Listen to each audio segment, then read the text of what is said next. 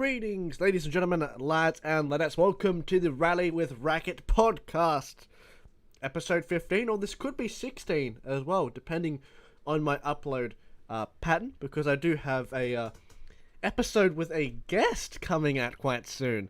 So, that's exciting. Racquet's no longer blabbering on to himself about random shit. So I can actually have, a conversation with another person, and, it could be a longer podcast that way, so you can have more of Racquet. I know, people itching, scratching, clawing their way to try and watch this podcast with other people. Obviously mass interest. I'm sorry about this, fellas. I've just drank coffee in the morning. Study's been cancelled. Just getting those vibes. Coronavirus vibes. But either way, we're making content, okay? I've promised to myself during this harsh time of society, I'm going to continue making content. I'm not going to fall down. I'm not going to surrender to this post-apocalyptic world. We're going to make sure that we try and stay consistent within limitations, okay? Whatever those restrictions are, we'll make sure to abide by them. But either way, Racquet content will be coming. What is this episode going to be about, fellas? Well, after that stupid random rant that I just made there, or I wouldn't even call it a rant. I'd sort of call it a spontaneous sort of address of comments, I don't know what I was talking about. It's just the coffee talking there, It's the caffeine happening. This podcast, we're going to be talking about Warzone. Warzone, fellas. The new Call of Duty game mode. 150 players loaded up into an arena of death. Popularized from the genre of the Hunger Games. Widespread throughout several different gaming genre in the Battle Royale series. We have PUBG. We have Fortnite. There are a variety of different Battle Royale games. Cuisine Royale. It is, it's a big parody. The Call of Duty Battle Royale before this one was called Blackout. We are now in Warzone. Released a little bit, about a week or two ago from recording this video. I believe I'm losing track of time, but either way, released at the beginning of 2020. Or, I guess it sort of is the beginning, right? We'll call it the first sector of 2020. Alright? There we go. You can tell I haven't recorded an episode in a while, fellas. The groove, it's all coming back to me.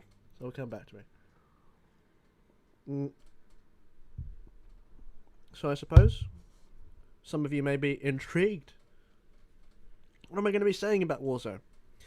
Now, I saw Avril and Elfish guy post a video up about Warzone. I haven't watched it yet, so none of my opinions are going to derive from those guys. I really loved their content previously. I'll actually give you guys a link to their YouTube channel down below. They're fantastic at what they do. I forgot what their series is called. It's called Washed Up Casters. Either way, there will be a link to their series down below. I believe they talked about Valorant. They talked about the Overwatch balance situation. A variety of different stuff. AIM, CSGO versus Overwatch. Interesting topics. Be good to spread this community of gaming within our oceanic sort of realm. Keep tight within each other, although, it is much more of a boost for me than it is for them. They're very established. Nice chaps, though. Absolutely wonderful to talk to. Elfish and I talked once the contenders scene was starting to get established. And Avril and I, way back to the point of the Overwatch tournaments, I believe it was called Full Circle. That's when I started exchanging words with the young man, and he's a very intelligent guy. Anyway, enough about Overwatch. We're talking about Warzone here. So yeah, quick plug for those blokes. If you're following me, you're most likely following them anyway. Really good podcasts. So, Warzone. What do I think about it? Initial thoughts. I think Warzone's pretty fucking good, dude. I think it's pretty good. Now, there are let's get this out of the way. There is a deliberate design choice within Warzone that enables you to get more chances. Um, the first thing I'd like to talk about in Warzone is the resurrection system, okay? How you get back into the game. So, if you're unaware or unfamiliar as to how the Warzone resurrection mechanic works, if you die once, or actually, even before that, you get down after your health and armor, or if you have armor, has been depleted. You go into a down state where you can crawl, move, and you have the opportunity to be revived and from your teammate. And you also have a purchasable. It doesn't cover your equipment slot, but it's just a purchasable. We'll just call it a perk for sake, a self res that you can purchase from the shop that enables you to resurrect yourself when you're in a down state, which you previously could not do. I believe it costs 4,500. So that is a way you can resurrect yourself from your teammate when you're in a down state, or yourself when you're in a down state when you do have that self-res equipment. So that's one. If you do die, okay, you're dead, you go to the Gulag, where you'll be placed in a 1v1 arena. Okay? A 1v1 arena. There's a little countdown as it commences. It's symmetrical on both sides. People who played the initial release of Modern Warfare would be familiar with this. There are a few maps, actually, for gunfight. This is one of them. In the toilets, you know, making sure. Well, the Gulag, I should say. But yeah. We all know how it works. You spawn in. Random weapon. I believe there is like a set sort of pool of weapons you can get. But yeah, a random weapon from that set pool. Whoever dies is permanently dead. Permanently dead.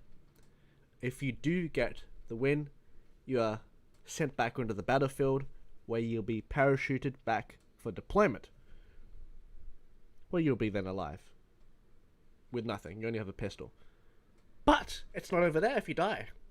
If you lose the 1v1 in the Gulag, this is of course if you have members of the squad alive, for 4,500, you can be resurrected back into the game.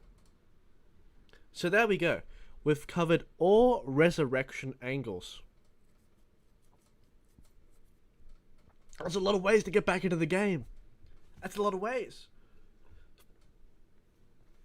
Now, how does this play out? How does it play out? How does it affect the gameplay? Well,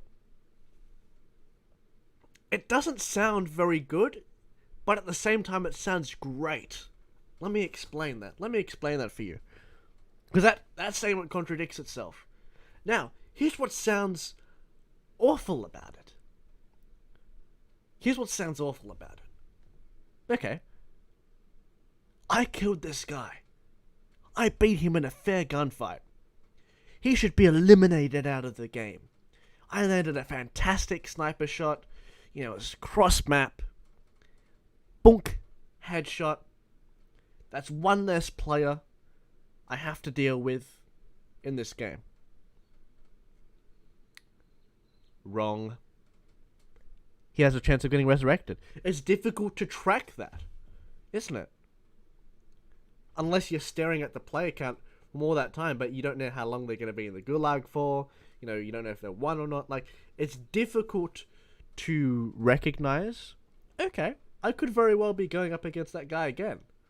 This matters in a competitive sense more than it does on a casual sense. But in a casual sense, it still does matter. Because you worked for something, and the way that they get back into the game almost has nothing to do with you. Okay? So you killed them. Sure, that's the level of involvement you have there. But you sent them to the Gulag. Okay? The Gulag, that's out of your hands now. You killed them, they're sent to the Gulag. Okay, now they're having a 1v1 with someone you haven't interacted with in the game. You have no interaction. You have no involvement of what happens in that Gulag.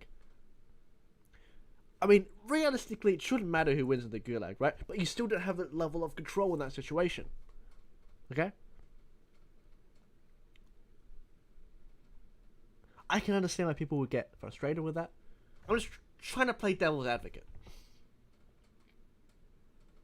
Because that was honestly my initial reaction when playing the game. I was like, wow, we're far into the match. There's so many people alive. I've killed 15 people. I've been running around, fragging out, which is a rare occasion, mind you. The circle's tight, it's small, it's compact, but there's still plenty of people alive. I felt like I did my job. I killed a bunch of people. But yet, because of the way that the resurrection system is designed, you have so many different opportunities to get back into the game. It can become confusing sometimes. Initially. Of course now I understand it because I listed out all the procedures given. I've given the methods of how a resurrection happens in Call of Duty Warzone.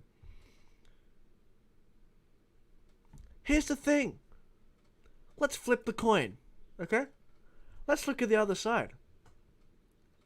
It's also pretty good game design at the same time. Because, think of this, fellas. Think of this. What has always been the criticism of Call of Duty? Wow, I lost that gunfight. I felt like I couldn't do anything about it. The time to kill is low. He shot me first, therefore I lose the fight. Well, guess what? This system patches that. This system patches it without affecting the gameplay to its core, without affecting the gunplay. And to be frank, fellas, considering that it is a direct port from the multiplayer, these guns, the gunplay is pretty freaking good. Okay? Which is a point we'll talk about later. But that is the main comment. That is the main criticism of Call of Duty, isn't it? The gunplay.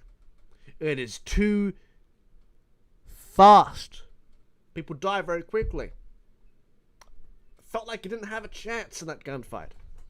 They shot us first. Kill streaks. Well, guess what? You have a second shot to prove yourself. You could have a third. You could have a fourth. So long as you strategize around that. So long as you collect cash. Do contracts. Bounties. The flags. The magnifying glasses. Kill people. As long as you work around that with your team, it is possible for you to get back into the match. And when you have died, most scenarios you have to play differently. Okay? Especially if it's early on in the match. Because chances are, there's going to be a bunch of squads you'd run into with 3 people. You're 1 man down. Okay? What is your squad going to do? Are they going to engage at 2v3? Because they could potentially have money on them. Are you going to go for that sort of artificial bounty? Are you going to collect a bounty yourself? How can the contracts affect you in this situation? This is why contracts are such a genius idea. And this still ties within the resurrection mechanic, by the way. Because you're working, it's giving you side objectives throughout the map to give you an opportunity to get back into the game. And it's changing the way you play because of that. It's not too easy to get money, okay? In fact, actually, maybe a little bit of controversy. I think you should probably get less money from the boxes, and I think you should get more money initially. I understand the contracts, they ramp up. Or maybe no, the contract system would be fine. I just think you should probably get less money from opening random boxes, because to be honest, fellas, that is the one criticism I have, is that sometimes it doesn't feel like the most efficient to do the contracts, where you could just walk around and get chests. Chances are you probably have enough money to revive someone at that point. But the contracts are there to supply you, okay? It's a supplement. It can be a necessity if you want that third player, that extra resource, that extra person, the extra gun for your fight. It will help. It will help, certainly.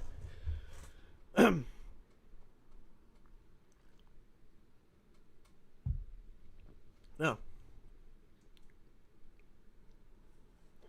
we've ranted a little bit just about the resurrection mechanics, okay?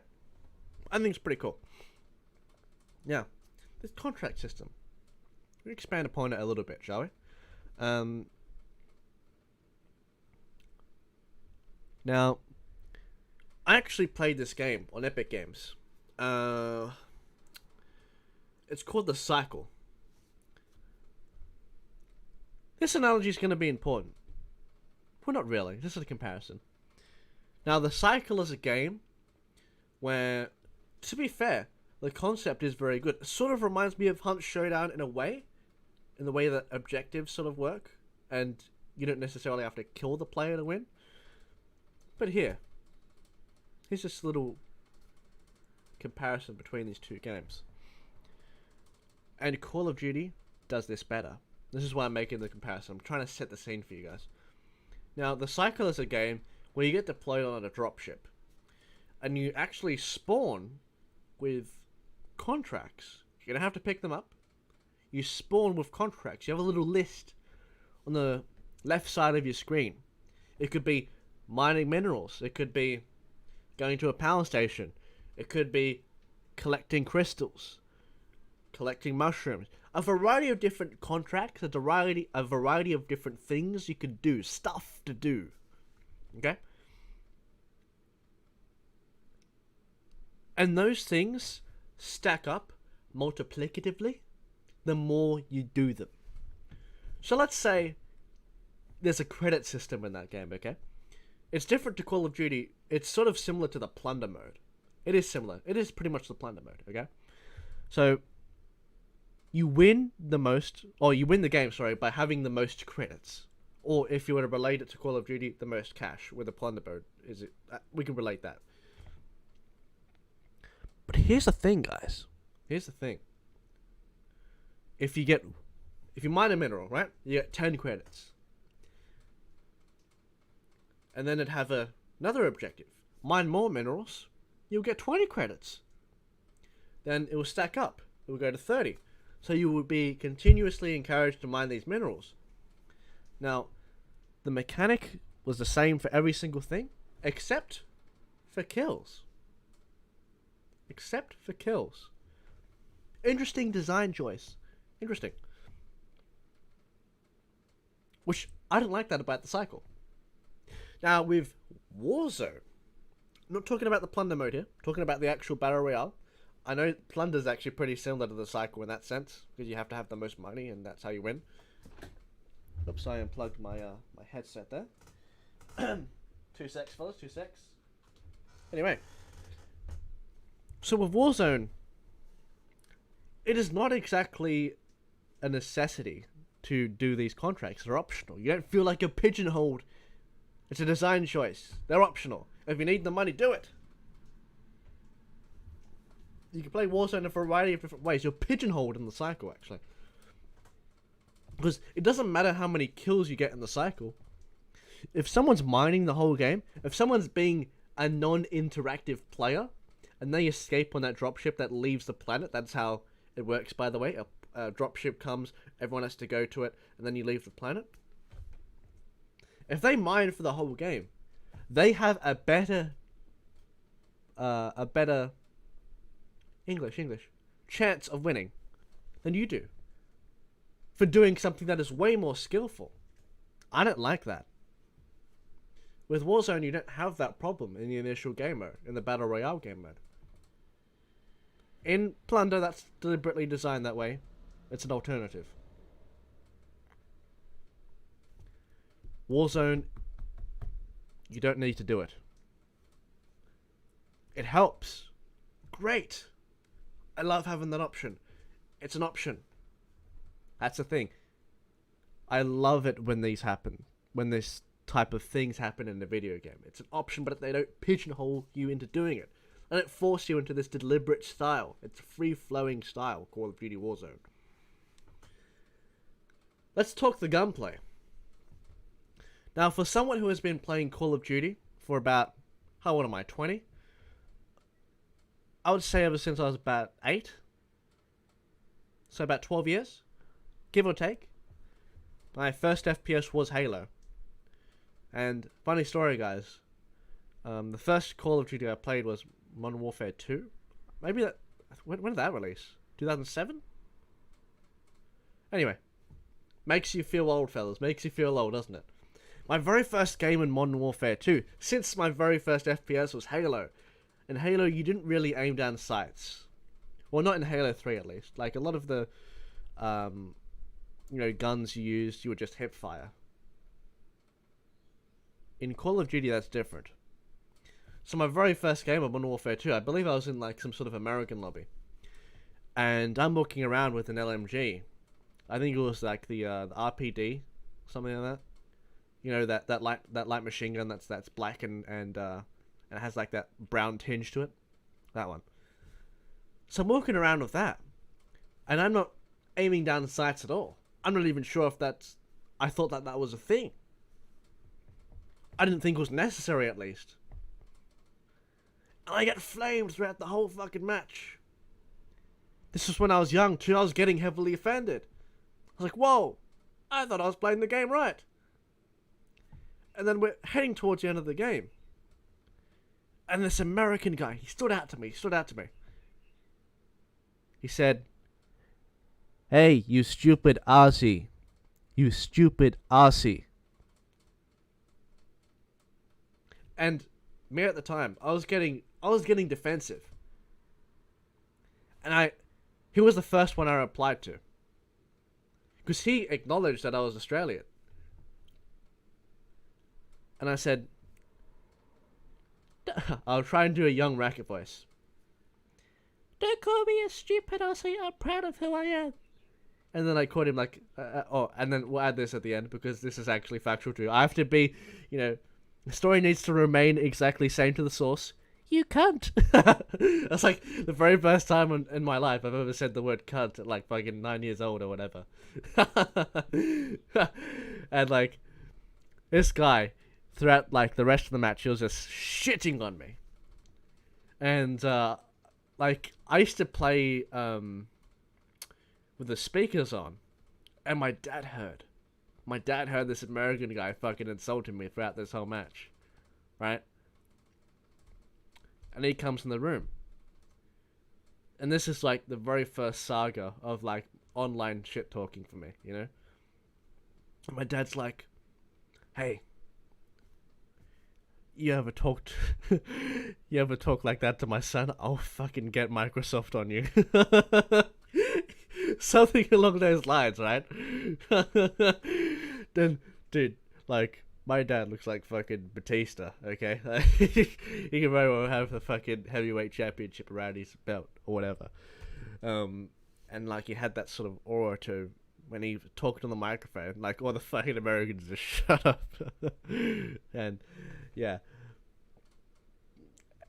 I was sort of, like, sitting there, and I was like, "Yeah, you go, Dad. Like, I want to be a good gamer." After that, dude, the American made like one more snarky comment as like he left the lobby, but he did not say anything after that. Did not say anything after that. So anyway, yeah, Call of Duty experience for a very long time. First Call of Duty was Modern Warfare 2, but I did play Call of Duty 4 as well, and I believe Call of Duty 2 might have been the very first, but it wasn't like extensive enough. I think I might have watched a family member play it. Or maybe that was Medal of Honor. Back when Medal of Honor was a thing, guys. Remember that shit? Anyway, gunplay in Warzone. Now, when I first initially purchased Modern Warfare, this one, I was very impressed with the gunplay. I was very impressed. I thought the previous Call of Duty had good gunplay too. But I wasn't a fan of Blackout. I thought the HUD was abysmal. The HUD was enough to scare people away, and it scared me away. The gunplay was okay, but the HUD was abysmal. Not the same case of Warzone. Anyway, I think there's always been a divide within Treyarch and Infinity Ward and Sledgehammer. Who has the best gunplay? Who has the best map design? This has been controversial. Now, for me, my favourite maps are actually on Modern Warfare 2. But gunplay-wise, maybe Black Ops 1 got it for me. I really, really like the Galil. Like, that's my fucking favourite gun to use of all time. That and the Commando, fucking perfect. I must admit, though, one thing that those Call of Duties had as well is their DLC maps were amazing. There was a DLC map in Modern Warfare 2, I'm pretty sure.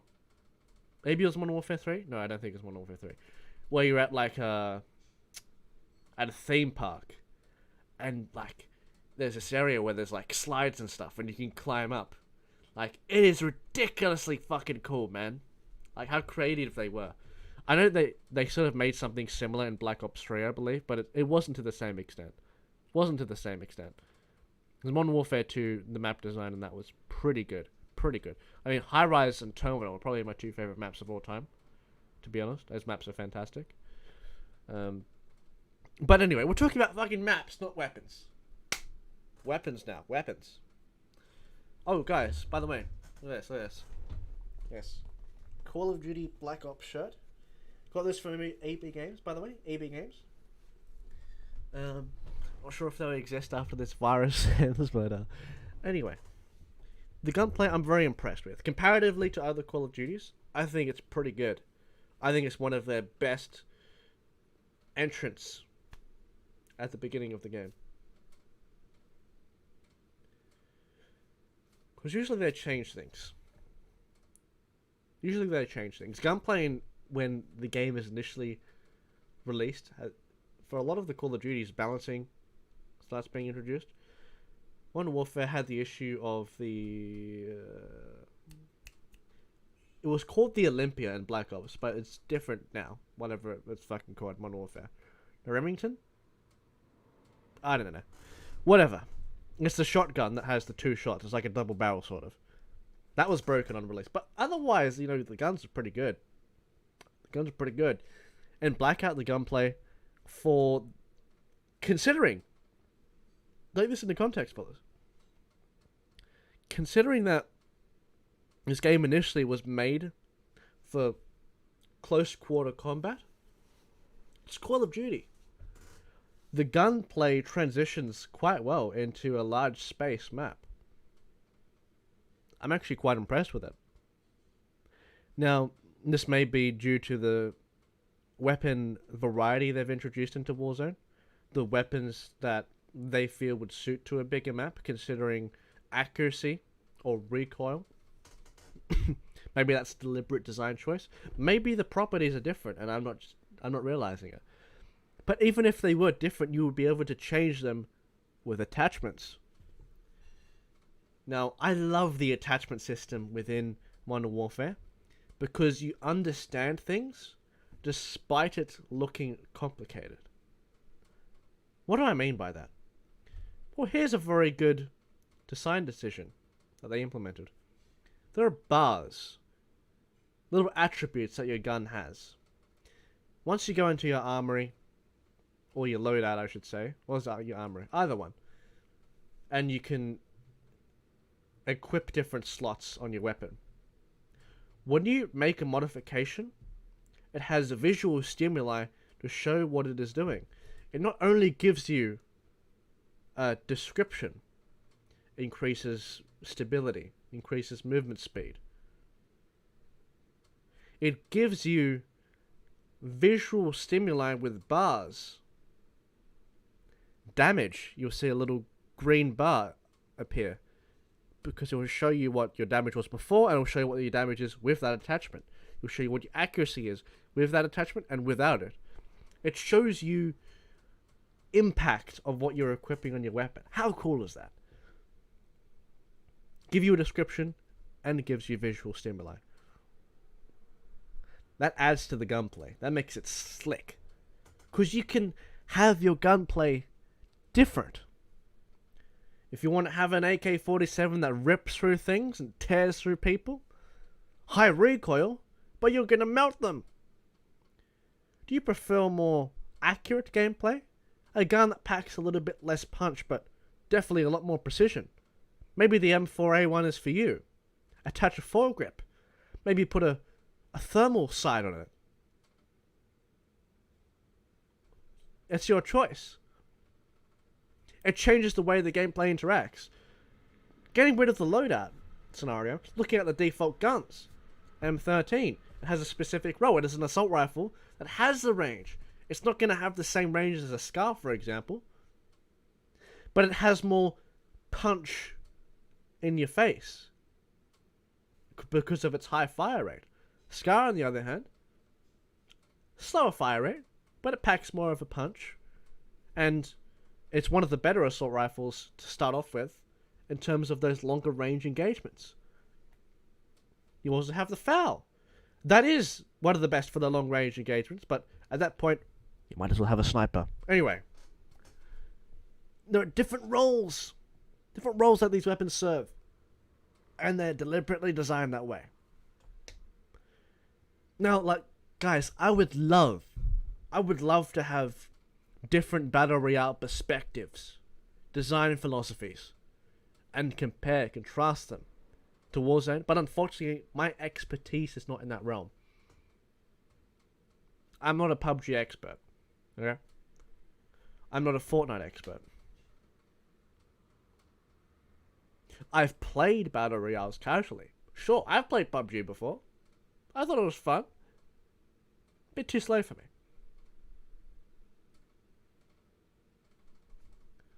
But I'm not going to be making a lot of direct comparisons here because I don't feel like the leverage is enough. I don't have enough information on the other side of the board. I'm just playing it safe in that regard. Gunplay, tick. Resurrection, tick. I like that system. Contracts, tick.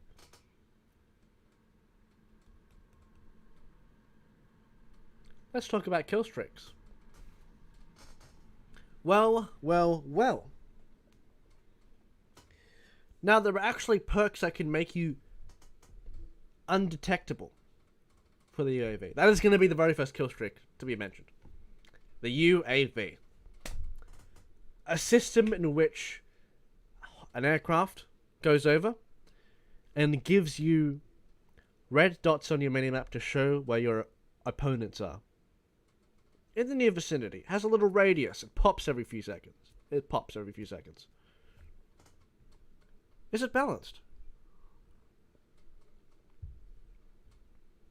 Funnily enough, it's balanced by perks. There are options you can take to make sure that you are unspottable by the UAV. With thermals as well. Stuff like that. If those win in the game, guys, UAVs would be absolutely broken. Heartbeat sensors would be absolutely broken.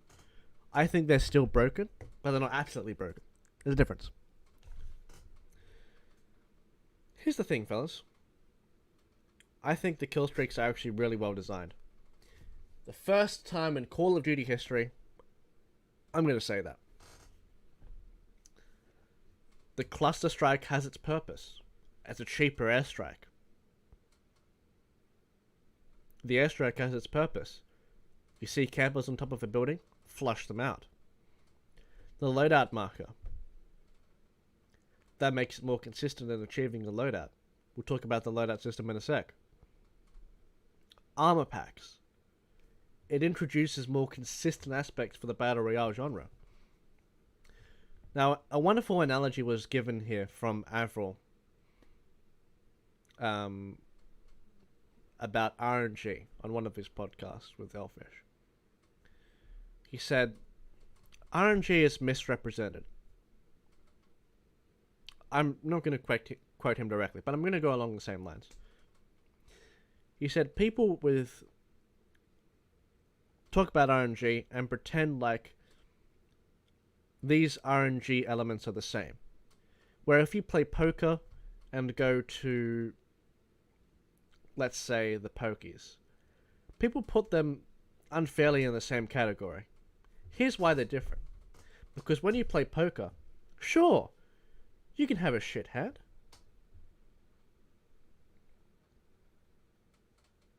You can have a shit hand. You can have a 2 and a 3. Oh, let's say a 2 and a 4. Here's the thing. You still have a chance of winning. You have a chance of folding. Opt out of it. With those 3 cards placed, oh, however fucking Texas Hold'em works. With the cards that are going to be placed before you, you still have a chance of getting a pair, double, maybe 3 of a kind.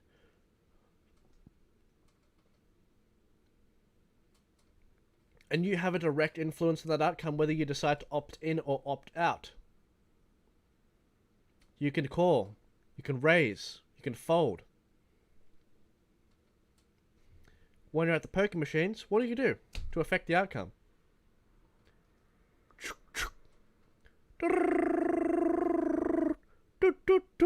Oh, I lost. What did you do with that action? You pulled a lever.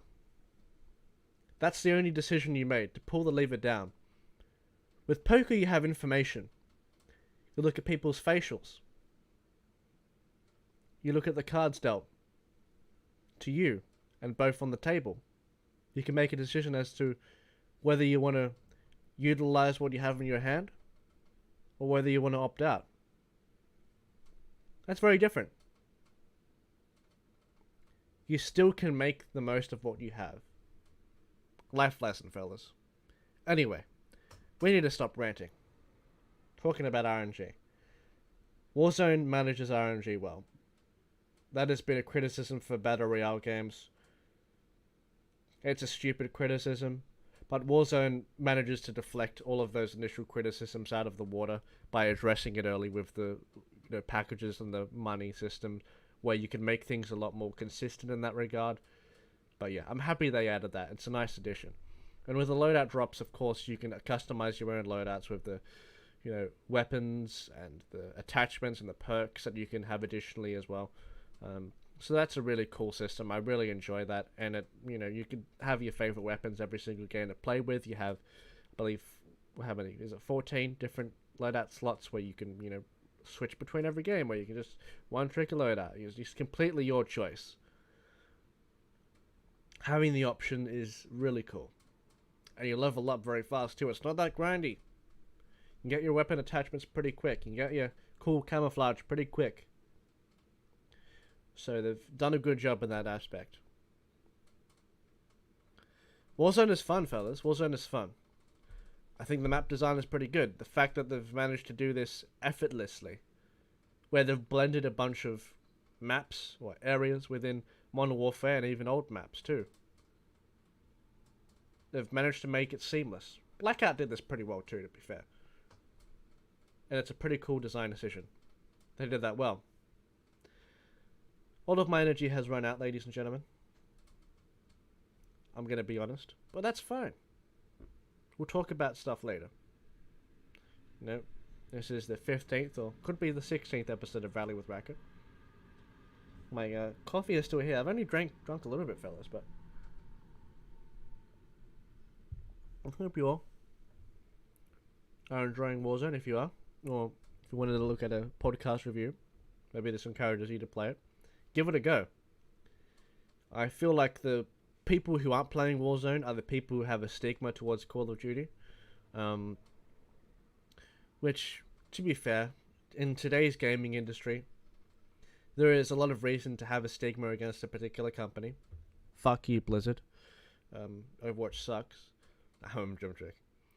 But, you have to see what is out there. Yeah. Be open. Things are subject to change, and you know, it's free to play. Give it a go. Of all those out of the way, I'm gonna bid farewell to you. We've ranted for about 40 minutes. Take care, everyone. Love you all, and goodbye.